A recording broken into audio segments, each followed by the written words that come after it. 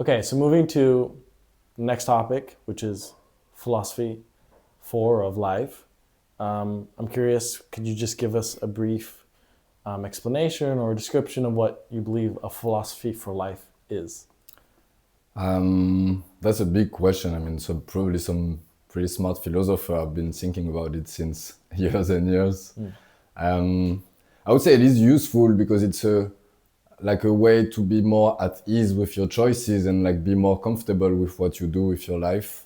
So that's why, first of all, it's pretty useful. And basically, it would be like having a main objective in your life and then having a set of like rules and commitment and values and strategy to help you go through it in a way that you feel is the right one. Mm. So if we're talking theoretically, Mm. this is what is a philosophy of life, I would say. Yeah, I guess it would be like a guideline for the decisions that we make, how we make decisions, like you said, what we prioritize. I mean, you hear this a lot in like our modern like self-help, wealth, entrepreneurship, book. Like what is priority? Is it time? Is it money? Is it experiences? Is it family, friends, things like that, happiness, all those like relevant topics. And I guess it's kind of like how you choose to make your decisions in the future. Okay, so tomorrow I have an offer or I have this coming up. I know that with the information that I have, using the criteria I use to make my decisions, what will my decision be? I think it's kind of like that. If you could get into it, like what would your philosophy for life be? We've had some talks about that. Could you just share it really quick with the audience? Yeah. I mean, my main objective now has been a few years, and it's going pretty well, is to live a happy life. Not in a way that I want to escape every bad news or bad situation that can happen, like will happen anyway, but in a way that dealing the best that I can with like negative emotions so it doesn't like destroy me for like days or weeks or months or whatever happen, but then quickly get back to the situation where you're not under negative emotion mood and you're more like ready to make reasonable choice. And on the other side, having this ability to live the best from all those positive moments that I have, because like obviously there is a balance between the negative events and the positive ones. And trying to make the best of the positive one, and same with the negative one, but more in a way that okay, I want to understand them quicker than before, so I can move on and just not stay 1 week doing nothing because this or this happened. So this would be the objective, the main objective. Then there are like many values or commitment or rules that we could talk about. Like for example, I know that being curious and a bit less lazy, or at least bringing curiousness on top of laziness, was one of the switch that I had to do the last years. Over the last year to like go toward this way. So I try to keep curious. I made a lot of work also thinking about my friendship and like who were the humans I was spending the most time with. What were the conversation we had? Is there like some people I want to see more and talk with more? Like all those reflections on like, okay, what is making me feeling good and like moving forward or like peaceful, and what is a bit troubling and why is it troubling, so what can I do with this? So obviously relationship was like a big point of study, of interest, whatever we can call it.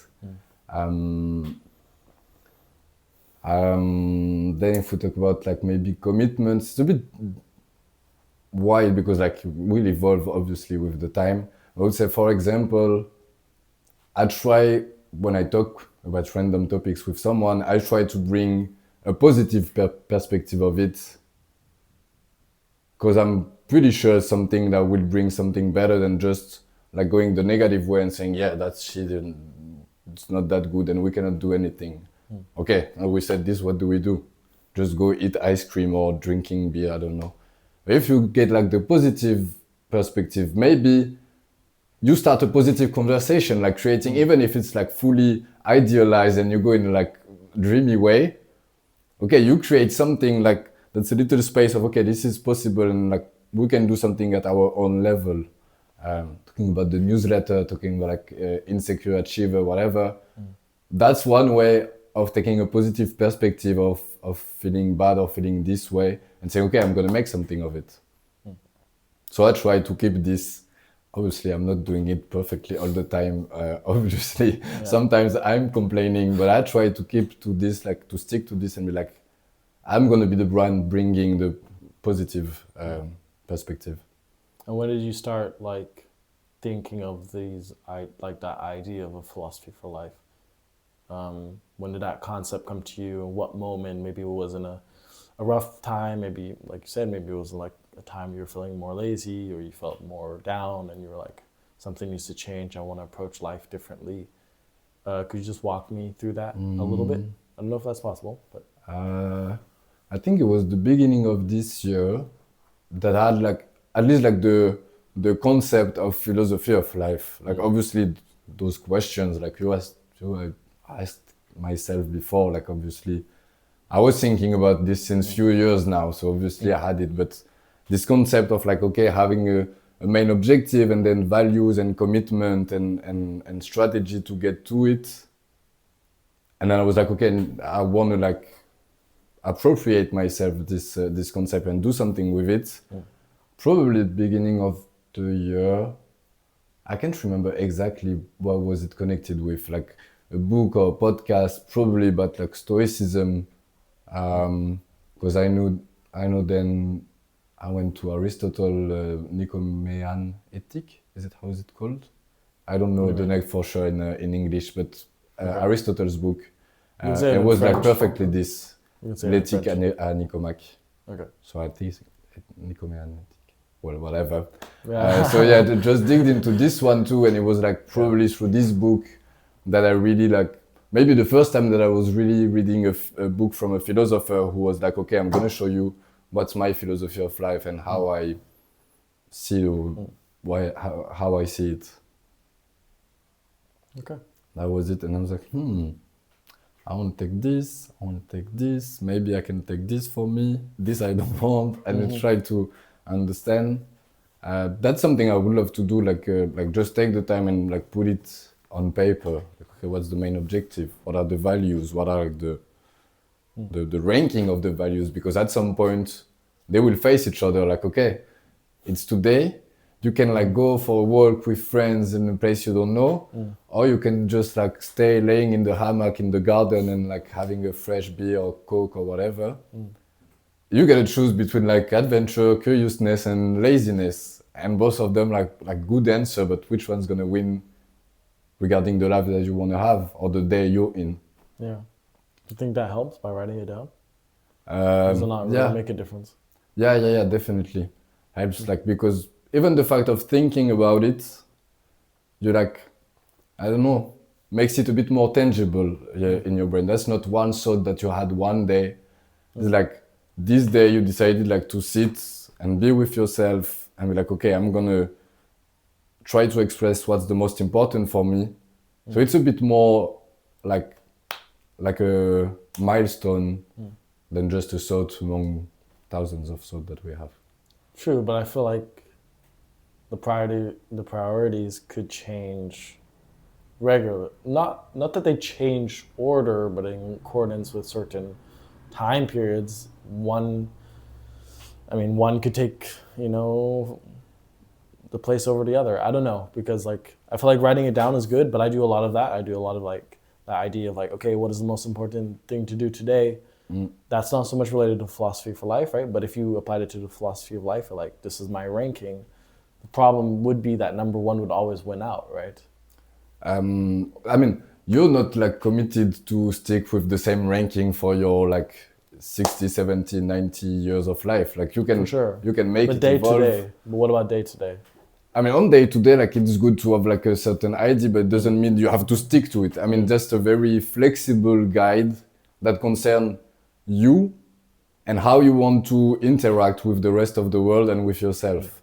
So you can make it evolve. 1st of January, I'm hungover. I'm definitely not going to have the same ranking as another day in the year. Like obviously I'm going to be, this year I woke up, it was like maybe 9, 10 o'clock. I had a headache. I was lazy and I spent the entire day. I started Game of Thrones this day because I haven't watched Game of Thrones before. I just watched like 9 episodes in a row, ordering food twice, like midday and dinner, and then went to bed. And then, like, fair enough, probably this day I needed this kind of like reverse ranking of the values and commitment. And at the same time, I guess if I think about it, it's been a few years that allowing myself some breaks and time out and this is part of my philosophy of life. I know that I need those time off to be able to have energy to meet new people, to go travel, to write, to listen to podcasts, to be like actively listening, I need those moments where I just disconnect my brain and like, or at least connect it in another way to be able to do this. So probably like this, have some break and allow yourself some break. It is also very high in the list. Yeah, I guess it's quite flexible. I mean, the question does become how flexible are you with it, right? I guess depending on your philosophy for life, right? Some people live a very non-flexible philosophy for life. Or I think it's interesting that I like to call it, and certain people call it philosophy for life. Other people call it just basic guidelines, right? A lot of successful people are like, oh, just build a list of priorities, and they call it that. So I hope that the audience understands that it's not some like, although it is a new or good concept, like it was significantly different than, you know, building a list of priorities. I think what's interesting there is some people decide, I guess, to be like, I'm going to just prioritize productivity, and they get certain results due to that. And I guess everybody makes their own decision. How flexible? Obviously, their own ranking, of course, that's number one. But then, how do they stick to that? Am I constantly going to choose the top 5 priorities every day? How does that change? How much allowance do I give myself? You know, so I think that's the interesting part of it all. It is, and I mean, the most important part is like, okay, start being conscious that you're making decision every day. And the first part is like, okay, why did I take this decision? Trying to understand what are the values and the things that are driving your choices. That's the first point. Maybe you take decision that you feel super good with, and your motivation also, you're like, yeah, I'm like super happy with what I'm doing. I mean, fair enough, but probably like going out of like university, starting working, whatever, it's been like maybe 10, 15 years we accumulate habits a bit unconsciously. Like you have habits when you wake up, maybe you're gonna have a coffee, some people watch their phone, some like started to practice meditation, whatever, but like, you have habits you've built along your childhood and being a young adult. Probably there are a lot of them you still have and you don't want them in your life anymore. Like, I don't know, the one of like waking up and like watching Instagram and having a coffee and going to work. I mean, question it, and maybe that's what you want because you want to have a little dopamine boost in the morning and your little like caffeine, so like you're super like tensed and ready for the day.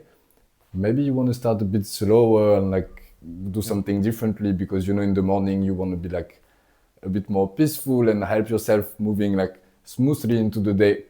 It depends, but at least you start questioning yourself on this and you're like, okay, what can I do to feel a bit better with what I'm doing? Okay. And I know that we've talked about it, but do you have any plans for writing a book about the topic? You did suggest the idea. Now, as you say, it's very flexible. Maybe a year from now, it will be a priority. Maybe it won't. I'm curious about that for my personal self. So yeah, how's that going? Yes, indeed. Because we did Dry January with friends this year, and we went like for a little like a drink in January. So we had like, I don't know, ginger beer, whatever. And we're talking about life and our objective and that was the moment I think where I was reading a bit about philosophy of life. And I was like, okay, let's define our main objective for the day, for the year, and then we have to respect it either way. Like, I don't know what's gonna happen for those who don't respect it.